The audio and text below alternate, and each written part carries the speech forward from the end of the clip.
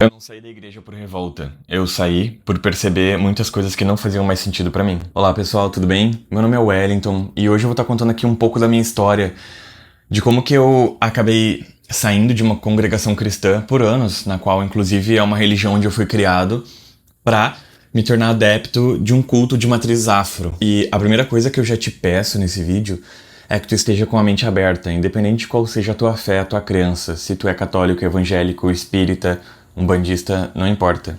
Quando eu era criança, a minha família, ela já pertencia a uma congregação cristã há muito tempo já. Até mesmo na adolescência da minha mãe. Isso é uma coisa que vinha da minha avó, da minha mãe. E aí quando eu cresci, eu me lembro de desde criança eu estar indo em uma igreja evangélica. Então, de certa forma, eu sempre tive muito contato com a espiritualidade. De um segmento diferente, mas ainda assim envolvia espiritualidade, transe, profecias. Quando eu entrar um pouco mais a fundo, detalhando isso, se tu que tá me assistindo é cristão ou se tu nunca foi em alguma igreja, vai ficar claro e nítido pra todo mundo conseguir entender o que é de fato. Mas quando eu era criança, eu fui praticamente criado dentro dessa igreja, dentro desse culto, onde, como muitas congregações, existiam muitas normas, regras com vestimentas. Eu sei que hoje em dia, e na verdade de uns tempos pra cá, muitas coisas mudaram, mas até ali o início dos anos 2000, ainda existiam muitos dogmas e muito tabu em cima de tudo isso. Então essa congregação onde eu fui criado, o homem não poderia usar calça, não poderia ficar sem camisa, a mulher não podia cortar o cabelo, a mulher não poderia nunca usar calça, não poderia usar maquiagem. E quando a gente é criança, a gente tá sem informação, a gente não entende muita coisa, a gente apenas segue aqueles dogmas, aquele entendimento. Mas, depois de uma certa idade, quando a gente começa a entrar na adolescência, tô falando por mim, então, depois de uma certa idade, quando eu comecei a entrar na adolescência, eu comecei a questionar e pensar muitas coisas, como todo bom adolescente. Não como um adolescente rebelde, e sim como um adolescente que tava procurando entender por que eu tô aqui, o que eu tô fazendo, por que eu nasci, por que a gente só pode fazer isso, por que é que essa é a única verdade, entende? Então, eu sempre fui muito questionador antes de qualquer coisa, sempre fui muito de querer entender as coisas de fato, por que é assim? E uma coisa que eu sempre percebia é que os meus familiares, os meus avós, aquilo que aquele líder religioso falava, eles diziam praticamente sim pra tudo. Então eu comecei a entender desde cedo como que aquela sociedade funcionava e como que era o ego daquele líder religioso. Então, na minha adolescência, ali entre os 13 e 14 anos, mais ou menos, ali pelo ano de 2010, era uma época que o emo tava muito em alta. As bandas, enfim. Não tinha tanto acesso à internet, então eu ficava muito em casa também.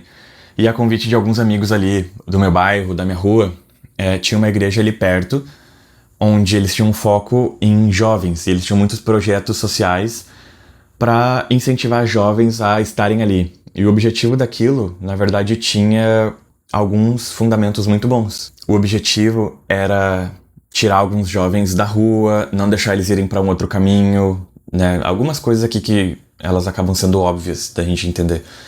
Mas o objetivo, um dos objetivos centrais daquilo era isso. Então eu achei interessante.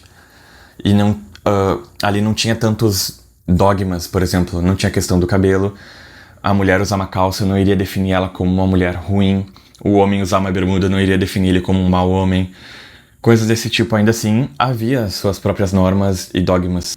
Pontos positivos. Eu fiquei nessa congregação dos meus 14 até os meus 20 ou 21 anos, mais ou menos. O que é bastante tempo. Porque se parar pra pensar, é toda a adolescência. É uma fase onde a gente ainda tá em formação. E uma coisa que eu desenvolvi muito ali, que foi muito bom pra mim, e isso eu não posso negar, foi a minha habilidade musical, porque eu sempre fui apaixonado por música e sempre quis aprender. E ali, de maneira prática, eu comecei a aprender alguns instrumentos sozinho, sempre fui autodidata. Violão, guitarra, contrabaixo, teclado, bateria.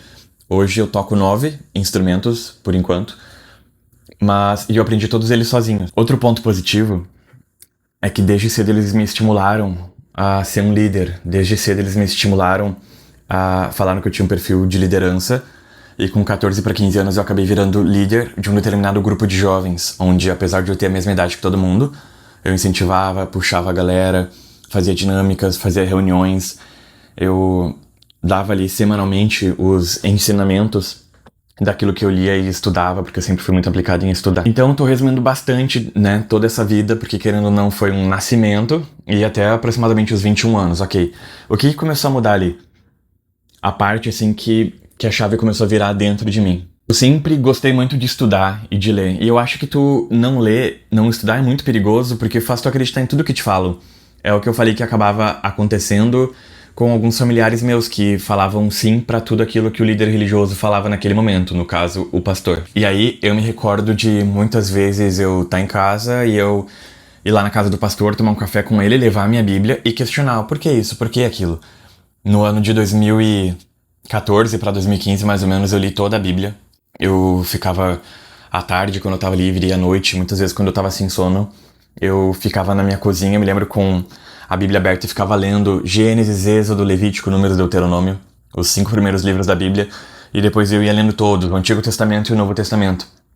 E ali eu questionava muitas coisas, eu sublinhava muitas coisas, minha Bíblia, ela era toda rabiscada, assim, e eu tinha muitos questionamentos ali, onde eu ia no pastor pra sentar com ele, tomar café e conversar. Muitas coisas ele conseguia esclarecer, outras nem tanto. E aí até era legal, porque naquela época o pastor, que também lia muita Bíblia e estudava, ele acabava tendo um certo amigo ali, digamos assim, pra conversar, pra debater e pra questionar. Então isso era muito legal. Mas eu comecei a discordar de muitas coisas criadas ali, então o meu entendimento e a minha visão ela começou a mudar. Por exemplo, na minha visão de maneira geral, isso não tem nada a ver com aquela congregação em específico, tá? Mas na minha visão, hoje, sem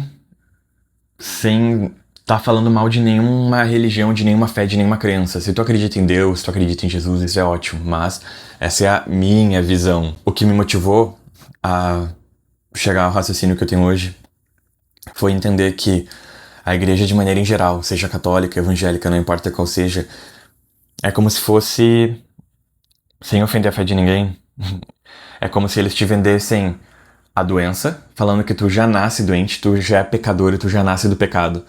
E a cura é Jesus. O único caminho que é a salvação, que é o caminho, a verdade e a vida, é Jesus. E qual momento que isso se torna um problema? Hoje no mundo, catalogadas, a gente tem aproximadamente 4.300 religiões, mas existe uma estimativa onde, de maneira não oficial, passe de 10 mil. E o que isso diz na prática? Antigamente, em todos esses anos, todos esses milênios, todos esses bilhões de anos que o planeta Terra tem, a gente, como ser humano, a gente tá aqui no finalzinho. Se a gente fosse criar uma linha do tempo da Terra, a gente tá tipo no último ponto. E nesse último ponto a gente começa a entrar em um entendimento onde a gente entende essa propagação do cristianismo como uma verdade absoluta muito por conta do contexto histórico do Império Romano. Quando a gente começa a entender que, na verdade, o cristianismo ele é uma religião protestante dentro do judaísmo, a gente começa a ter uma forte base e convicção do que é verdade, o que é real, quem é assim, quem é que determinou que era assim. Quando a gente começa a estudar sobre Constantino, sobre quando eles determinaram os livros que estariam na Bíblia. Para quem não sabe, Bíblia, a palavra Bíblia, significa livros. É uma palavra de origem grega. E o contexto da Bíblia é que eles colocaram ali exatos 66 livros, divididos entre o Antigo e o Novo Testamento. E por que é tão importante a gente pensar e raciocinar sobre isso, tá? Olha, Jesus, ele nasceu, viveu e morreu como judeu. E isso partindo do ponto, pressuposto, que Jesus realmente existiu. Mas isso vai ficar para um outro vídeo aqui do canal. Muitos cristãos, não todos, mas para muitos, se Jesus viesse aqui exatamente hoje, ele seria crucificado novamente. Jesus, ele gostava de andar, modo de dizer, né? Mas Jesus, ele andava com pecadores. Pecado é uma palavra que também vem do grego, que significa errar o alvo.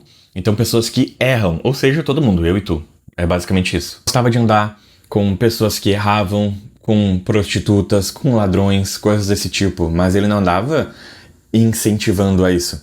Ele andava, de certa forma, buscando uma salvação.